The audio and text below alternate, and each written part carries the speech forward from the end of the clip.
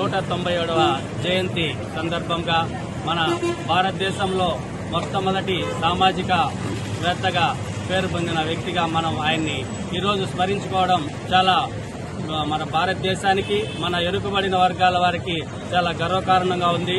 మన భారతదేశంలో వెనుకబడిన వర్గాల కోసం, అణగానగా వర్గాల కోసం పాటుపడిన మొదటి వ్యక్తి అతను. బాలికల కోసం ఒక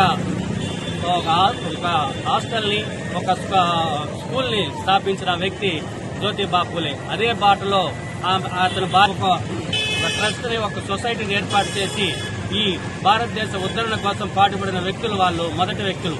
అదేవిధంగా తెలుగుదేశం పార్టీ బీసీల కోసం నందమూరి తారక రామారావు గారు ఆ స్ఫూర్తిని కొనసాగిస్తూ బీసీల కోసం, బీసీల ఉద్ధరణ కోసం స్థాపించిన పార్టీ తెలుగుదేశం పార్టీ. ఈ రోజుకి వరకు అదే బాటలో చంద్రబాబు నాయుడు గారు బీసీల ఉద్ధరణ కోసం పాటుపడి ఆయన బీసీల కోసం ఒక బీసీ రక్షణ చట్టం తీసుకుని వచ్చి ఈ రోజు ఆంధ్రప్రదేశ్ ప్రజల గుండెల్లో మరో జ్యోతిబా ఫూలేలాగా అవతరించుతున్నాడనేసి ఈ ఆంధ్రప్రదేశ్ రాష్ట్ర బీసీల తరపున, బీసీ వర్గాల తరపున నేను ప్రత్యేకంగా వినియోగించుకుంటున్నా. ఈ బీసీల కోసం తెలుగుదేశం పార్టీ, మా నాయకుడు చంద్రబాబు నాయుడు గారు ఇంత ముందు చూపుతో ఆలోచించి, అంటే దాదాపు 77 సంవత్సరాలైన స్వతంత్రం వచ్చిన ఈ రోజు బీసీలు ఎంత అనగదొక్కిపట్టుంటే ఆయన బీసీ రక్షణ చట్టం తీసుకువస్తారని ప్రతి ఒక్క ఈ ఆంధ్ర ప్రజలు ఆలోచించాల్సినదిగా నేను కోరుతున్నాను.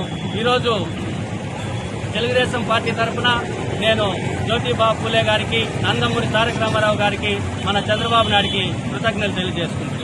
కాకుండా అందరూ ప్రతి ఒక్క బాధ్యతాయుతమైన పౌరులు ఆ జ్యోతి